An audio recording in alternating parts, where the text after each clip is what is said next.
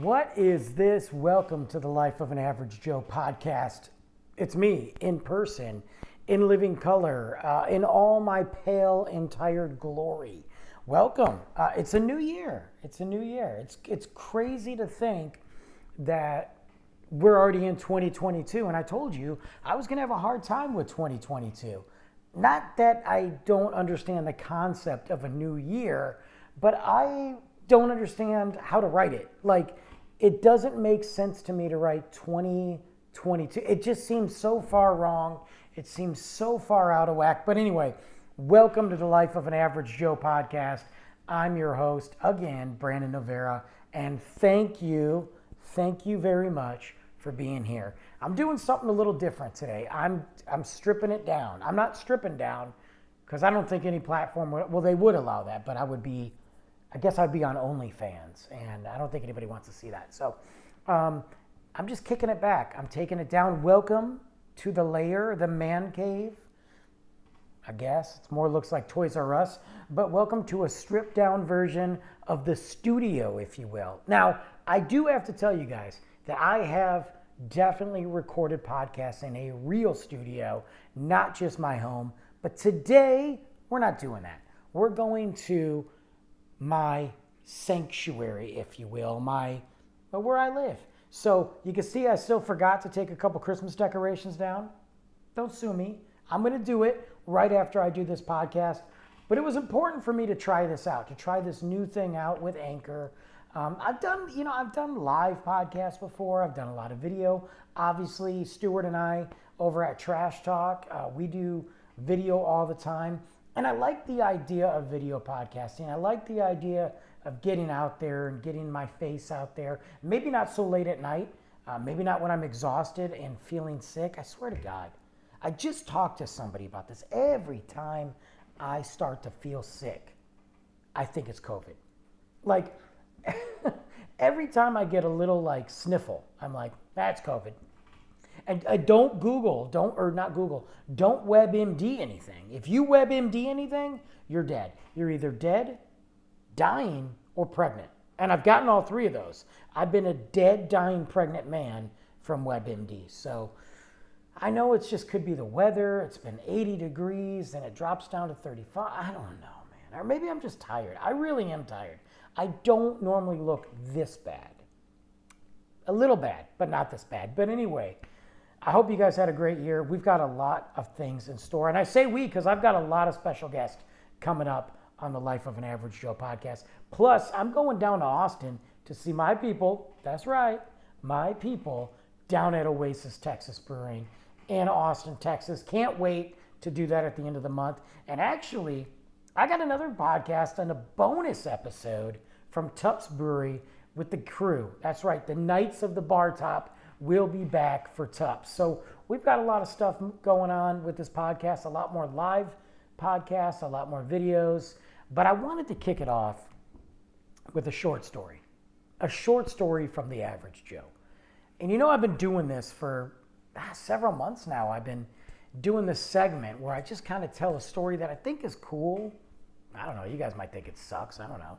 If you do, it's short, so listen to it. But something that's fun or interesting or something I feel that's worthy enough to tell you guys and get it out to you about the average Joe. And that's me, just the guy, you know.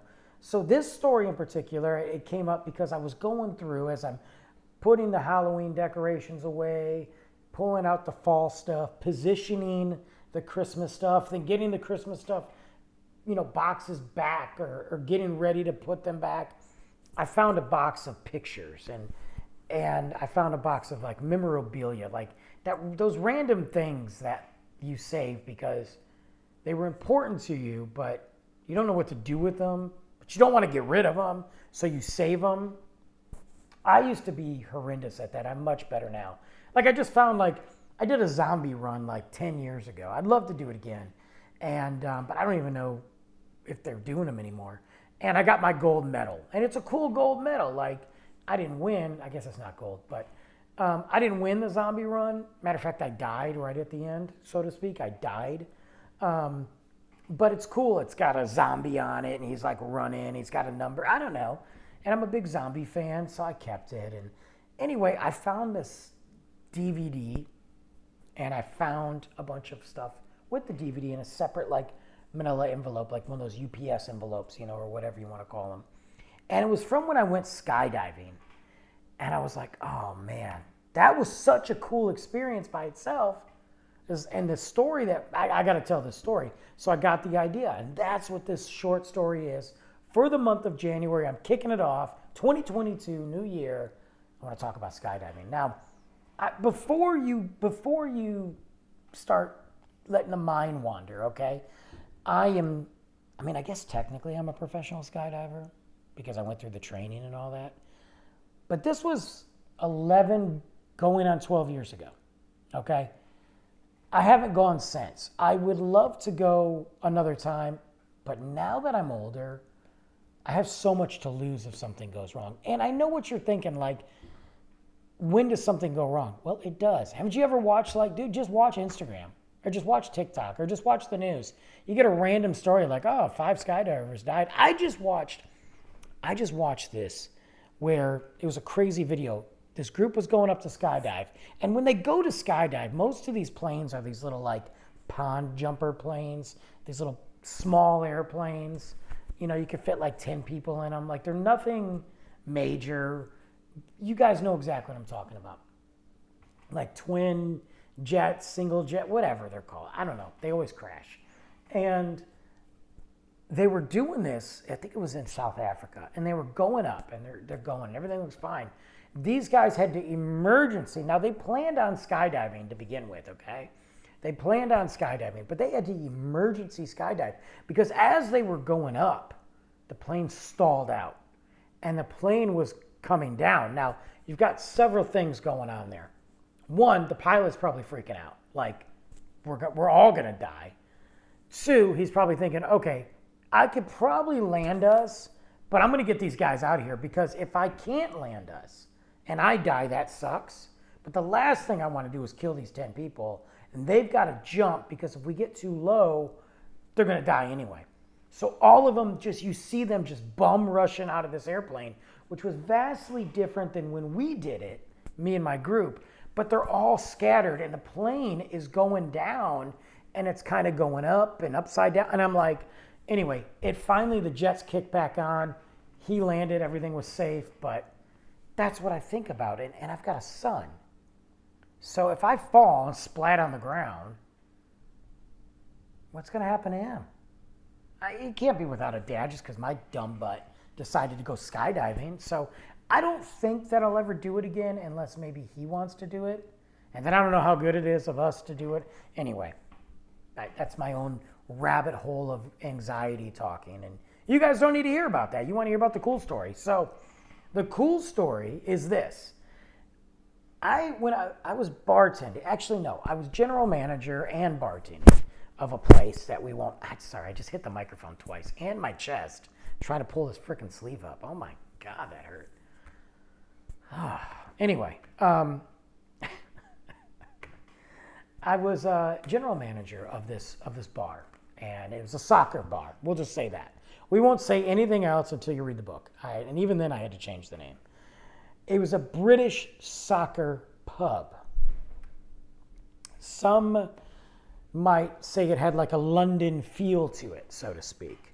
And I met a bunch of people. Now, this was relatively new to me, Texas, not the pub, because I had just moved here about a year prior to, give or take. And I had friends, I had a few friends I had picked up along the way in a year, obviously. I sure hope I did. And I don't think I was dating. That doesn't matter. It's irrelevant.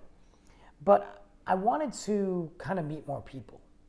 And I don't mean that in like, again, a dating way, a swipe left, swipe right sort of situation. I just wanted to get to know more people outside of work because all I did was work. I mean, I would literally, like on my days off even, because I lived virtually across the street from the pub. So on my days off, I'd go into work. I mean, I loved the place and I believed in it. I love soccer. I still love soccer. But I'm that type of guy, maybe not at my job now, but I'm that type of guy where, especially in the service industry, because I had done it for so long, that I'm a very hands-on person. I like to be involved in everything I do. It's not to say I don't trust anybody that's there, but I have a vision for everything and I want to make sure it's executed that way. And I did have some good help. I did. But that's just who I was. So on my day off, I would go there sometimes. I mean, it got to the point where I even had the owner be like, dude, go home. Like, you're done. Of course, I had a point where the owner was like, how come you're not here? So, you know, it works both ways. But I was part of this group called LBB, Life Behind Bars. Okay? And that's where I kind of got the name for the book, My Life Behind Bars. Whatever. It's not copywritten, so suck it. But it was all bartenders and cocktails and service industry members. And it was part of SI community, the service industry community. And we would go on Facebook, and there was a community page where you could job post or whatever. But then there was a LBB group where we could just vent about the service industry and really connect. You know, hey, I need a bartender tonight. When you guys want to, come on in. And it was a really good community at the beginning. And I met so many amazing people that I still talk to today. I don't talk to all of them today. There's probably a handful on social media, and then there's a couple that I talk to like on a reg outside of social media. But at the time, it was a great way to connect, and I was immersed in that industry, not just because of it was my job, but because I just liked it. I wasn't, the industry didn't chew me up and spit me out just yet. I was still very much excited about it and all that.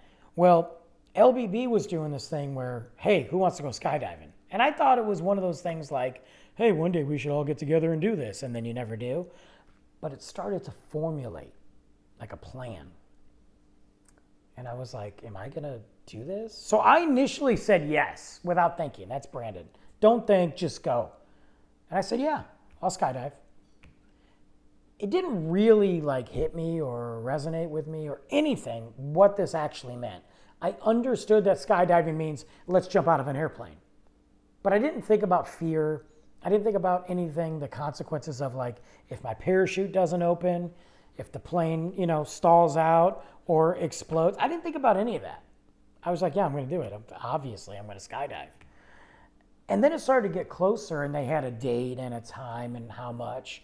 And you had to, we got a group rate because we ended up having about, and I'll post these pics on Instagram as well as Facebook, even though I'm really bad at that sometimes. Ooh, sorry.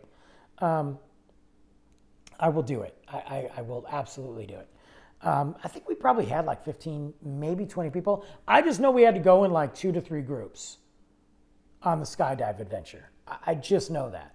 It wasn't like we could all fit in one plane. Like there was this group A, B, and I swear there was a group C. I know for sure 2, there might have been 3. But it was exciting because we were all hyped up about it. We were all getting to know each other. And leading up to that, we were all going to the bars that we worked at. So they would come and do a happy hour at my place, and I would go do a happy hour at their place. And we just really started to connect on that level and get to know each other. Now, some of them I knew before the skydiving, just from the industry. And others I met literally because of this skydiving event. And so we went on, this final bar night. It was a week before the trip. And we were going to go on a Saturday morning. Now, a bunch of bartenders that typically work till like 2 or 3 a.m., if not later, are going to go on a Saturday and jump out of an airplane. And then probably go to work the next night. Totally makes sense, right? So we were all going to go. And we went to the bar, and it was one final time. And there were some people that were getting nervous, but we had paid already. You couldn't cancel. You'd lose your money. We were ready to go. So I remember it was the Friday night before I was going skydiving. And we were slammed at work, busy. So there wasn't any chance, number 1, of me getting out early. There wasn't any chance of me, number 2, getting out at a decent time. We were busy. Even though I lived across the street, I think I got home at like 2:15. Now, this was the time in Frisco when bars had to close at midnight or 1. You couldn't close you couldn't stay open till 2. That law had not been passed yet. And this bar was in Frisco.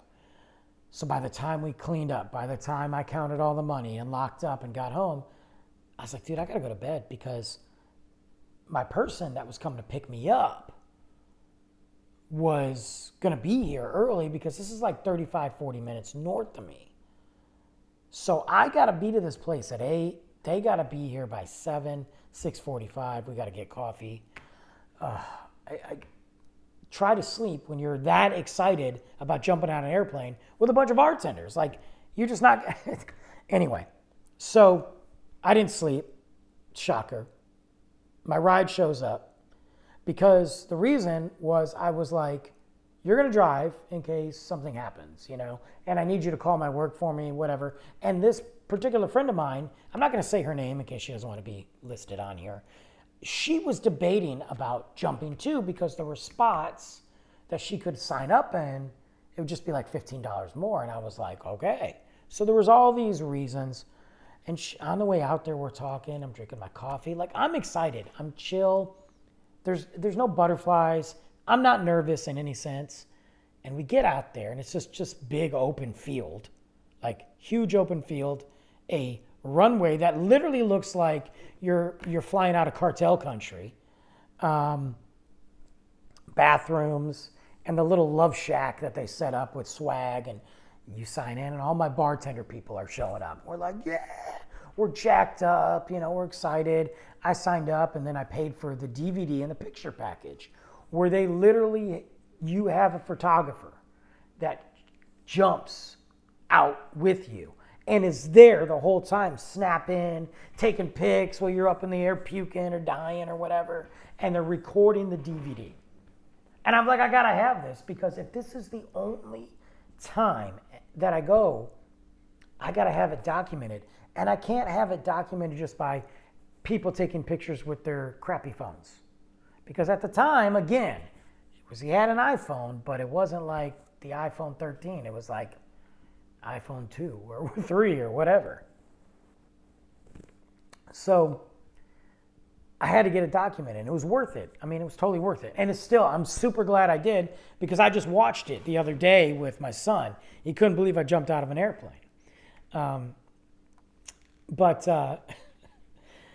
So we're there, and my friend bailed. She's like, I'm just going to hang out. And I'm like, okay, shocker, right? So we're hanging out, we're talking, and we've got to do this class. We've got to sign all these forms. Hey, if we die, it's, whatever. We've got to do a class. We've got to watch videos. Like, it's not just, here's a backpack, hook up with somebody and jump out of an airplane. You got to learn. You got to learn to land. And there's actually pictures of me, and God, I think it's Drew, where we're sitting there trying to land, and it's really cool.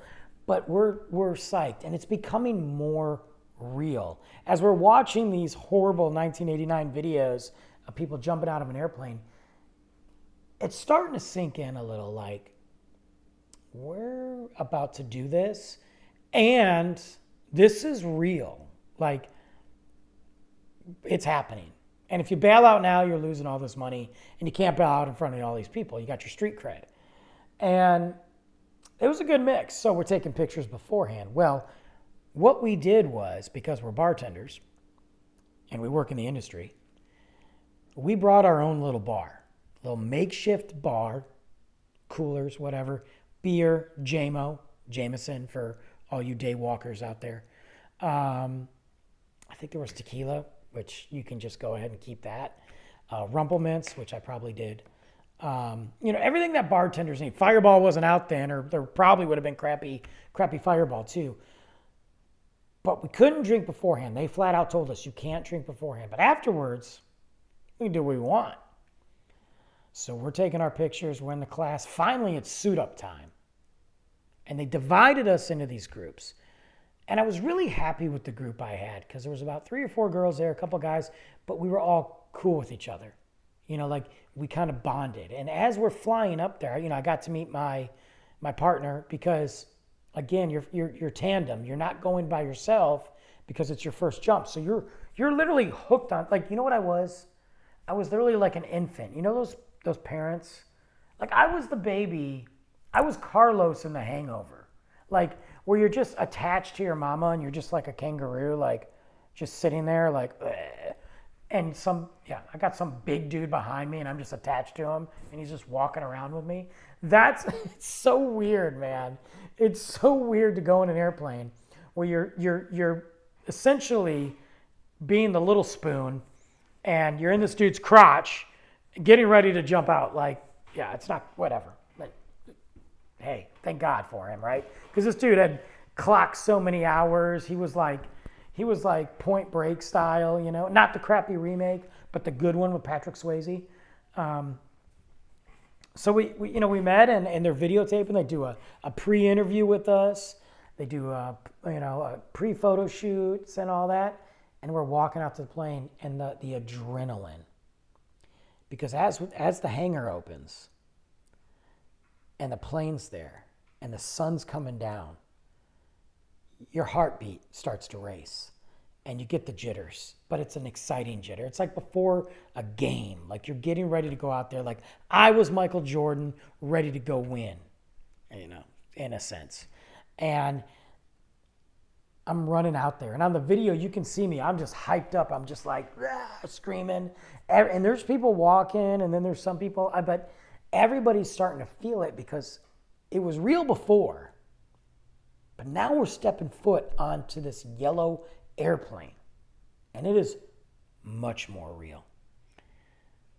So we get on the plane, and we take off. And I wasn't even nervous about getting on the plane, even though it feels vastly different than when you're on a big plane, like flying to like Colorado or Detroit or Florida or whatever. Like it feels like you feel the bumps, and we're up there, and it's all blue skies. It was a clear blue, beautiful day. I mean, beautiful. I don't know what date I went, actually. I should look at it. I'm sure it's on the DVD. I've got this book here, and it's my log. It's my jump log, and it tells me, you know, all the details about my log or my first jump. Okay, this is 3/24/12. Okay, so this is, what year is it right now? Okay, so it's 10 years ago. My first jump, 3/24/12. Okay, so I was, we want to talk about that. But yeah, look, the person said, sweet, great jump, awesome canopy ride, sweet landing. I had a sweet landing. I did have a sweet landing. But anyway, so we're getting up there, and they're like, okay, this is what we're going to do. When that door opens, it's literally this person, that person, boom, boom, boom. I'll tell you what to do. Just listen to me. I'll tell you when to move. I'll tell you when to jump. And I'm like, okay.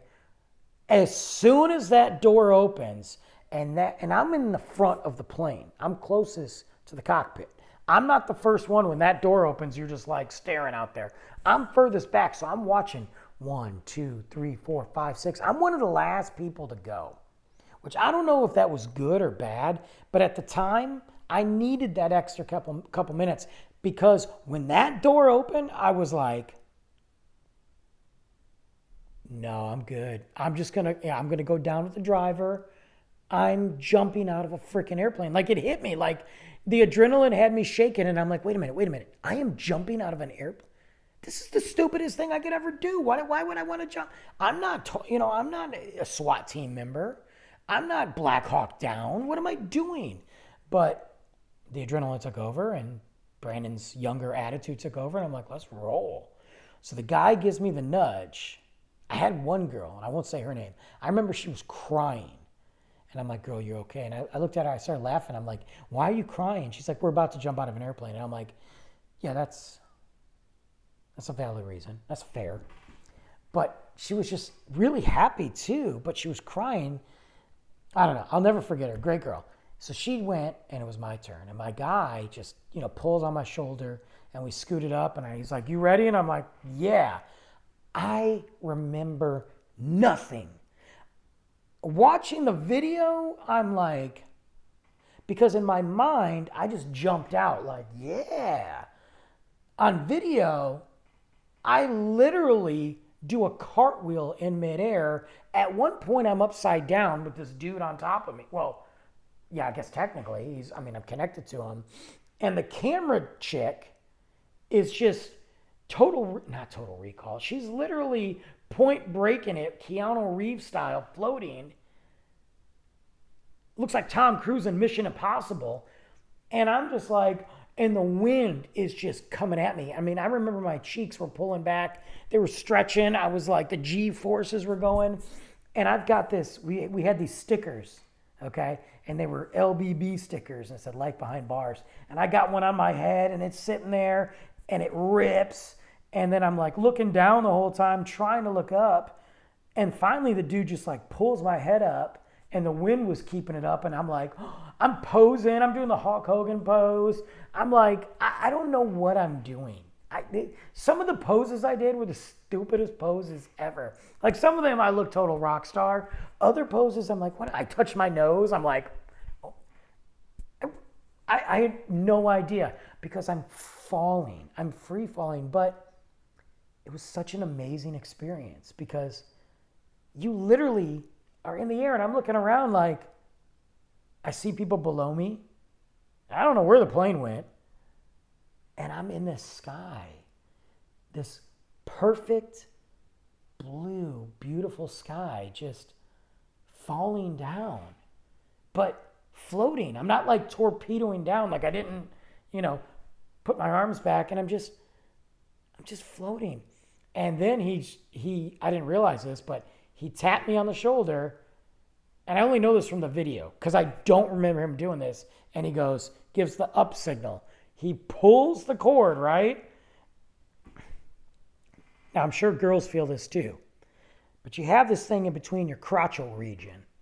And as soon as the parachute goes up, it just goes, and you can see it in my face. And I'm like, oh, yeah, I felt that one. But I go up, and then I'm just gliding.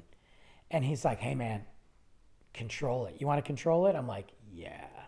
So he gives me the whatever. All my people, I know all my military guys out there are like, you don't even know the names of the equipment? No, I don't, dude, okay? Just, you guys tell me. Correct me, please. He gives me the little handles, whatever, and I'm just like, woo. Like flying like I'm a kite. Like I'm just like, this is awesome because I want to take as much time as possible, but I also don't want to kill myself or him.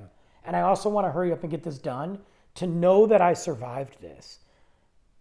I don't know. On here, it says 60 seconds. Oh, there's a 60-second delay. I don't know what that means. But the name of my aircraft was the Super Otter. Altitude was 13,500 feet. That's pretty crazy. He said I was a strong candidate. But it says 60 seconds. Maybe it was, there's no way it was a 60-second fall. I'm going to look. But it could have been. If it was only a minute, it felt like an hour.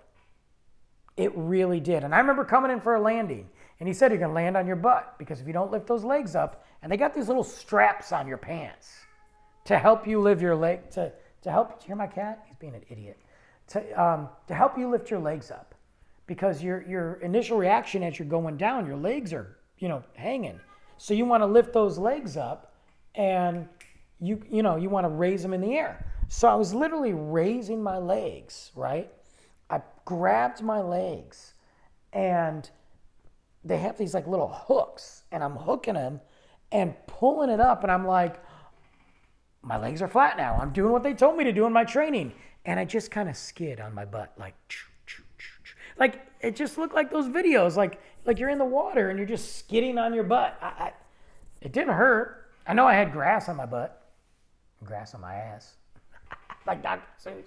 Anyway, I had to say it. But it skid across because on the video it looks beautiful. So he's right. It was a sweet landing. I was like a pro, and they had a deal. Well, anyway, before I get to that. So we got up, we took pictures, I derobed, I got my chute off, we disconnected, I'm done being a little fat baby. I go over and I see the makeshift bar, and they got JMO lined up. JMO, slam a beer, do a shot of Rumple, rock star. And then they got a deal, and they're like, hey, because you went, if you go again now, like right now in the next flight, you get half off. And I'm like, I just slammed a beer and did 2 shots. I'm looking at the time. I'm already late for work. My ride already had to call work and be like, hey, he's late. Even though I was a GM. just to let them know. Because it's a Saturday, soccer, they're going to be busy. It's going to take us 45 minutes to get back, maybe longer. Plus, we're going to stop and get some food. So we're going to be an hour and a half late. I turned it down. I hung out with the crew. I got my DVD. We got pictures. I got a T-shirt. I got a koozie. I did one more shot of JMO. So I had 2 shots of JMO, Rumplemints, and a beer. Gave some love. Got in the car, bounced. We stopped at probably McDonald's or Whataburger, something gross. Dropped off at work, worked a 10-hour shift. Definitely went to Starbucks several times. Went home and crashed.